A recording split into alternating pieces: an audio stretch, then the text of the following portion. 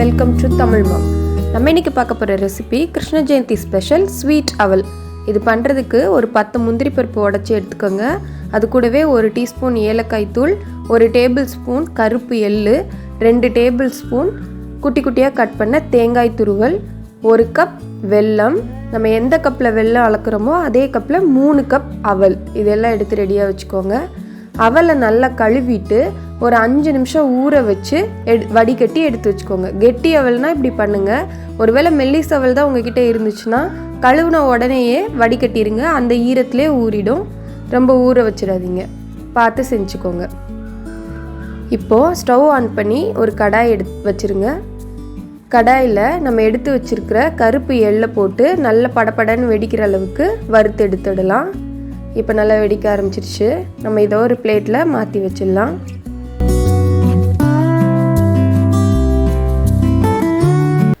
இப்போ அந்த கடாயிலேயே நீங்கள் தேவையான அளவுக்கு நெய் சேர்த்துக்கோங்க.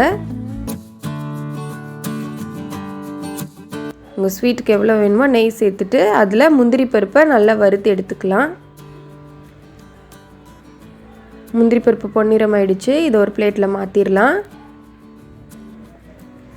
இப்போ இந்த நெய்யில் நம்ம நல்லா குட்டி குட்டியாக கட் பண்ணியிருக்கிற தேங்காயையும் இதில் சேர்த்துடலாங்க.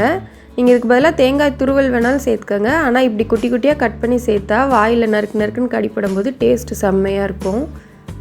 இதையும் வறுத்து எடுத்து வச்சிடலாம். இப்போ இதெல்லாம் இருக்கட்டும். நம்ம வெள்ளை பாகு ரெடி பண்ணணும். ஃபஸ்ட்டு வெள்ளத்தில் தூசி இல்லாமல் இருக்கிறதுக்காக நம்ம 1 கப் பொடித்த வெள்ளத்தை 1 கப் தண்ணி விட்டு நல்லா கரைச்சி எடுத்துக்கிடலாம். ஃபஸ்ட்டு இது ஜஸ்ட்டு வெல்லம் கரைகிறதுக்காக தான். 1க்கு 1 தண்ணி வைங்க, கரெக்டாக இருக்கும். இப்போ வெல்லம் நல்லா கரைஞ்சிடுச்சு.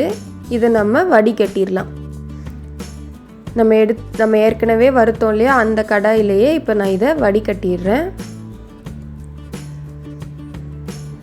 வடிகட்டிட்டு ஸ்டவ் ஆன் பண்ணி நல்லா காய்ச்சுங்க. வெள்ளை பாகு மிட்டாய் பதத்துக்கு வரணுங்க. நல்லா ஸ்ட்ராங்கான பதம் கிடைக்கணும், அந்தளவுக்கு காய்ச்சணும். அதை எப்படி செக் பண்ணணும்னா, இந்த மாதிரி கட்டியான பிறகு ஒரு கிண்ணம் இல்லைன்னா ஏதாவது ஒரு பாத்திரத்தில் தண்ணி வச்சுக்கோங்க. வச்சுட்டு இப்படி ஊற்றி பாருங்கள். ஊற்றுனா கல் போல் ஒரே இடத்துல இருக்கணும், நகரவே கூடாது. எடுத்து உருட்டுனா நல்ல ஸ்ட்ராங்காக உருட்ட வரணும். இதை ஏதாவது ஒரு எவர் சில்வர் பிளேட்டில் நீங்கள் ஓங்கி அடித்து பார்த்தீங்கன்னா கல் தூக்கி போட்ட மாதிரியே நல்ல சவுண்டு கேட்கும். அந்த மாதிரி பதம் தான் கரெக்டான பதம். இந்த பதம் தாங்க இந்த ரெசிபிக்கே ரொம்ப முக்கியம். மிட்டாய் பதத்துக்கு செஞ்சுக்கோங்க. இப்போது இதில் நம்ம வடிகட்டி எடுத்து வச்சுருக்கிற அவல் சேர்த்து ஒரு முறை கலந்துட்டு அது கூடவே நம்ம ஏற்கனவே வறுத்து வச்சுருக்கிற முந்திரி பருப்பு, தேங்காய், அப்புறமா எள்ளு, ஏலக்காய் தூள் எல்லாமே இதில் சேர்த்துருங்க. ஏலக்காய் தூள் வாசனைக்காக தான் நம்ம சேர்க்குறோம். இப்போ இதெல்லாம் சேர்ந்து நல்லா ஒன்று போல் கலந்து விட்டுடுங்க. அவல் சரியான பதத்துக்கு ஊறி இருந்தால் தான் நல்லா வரும். இந்த மாதிரி உதிரியாக அழகாக வரும். அப்படி இல்லைன்னா கொஞ்சம் சக்கரை பொங்கல் போல் ஒன்றா சேர்ந்துருங்க. அதனால் அவலை கவனமாக ஊற வச்சு எடுத்துக்கோங்க.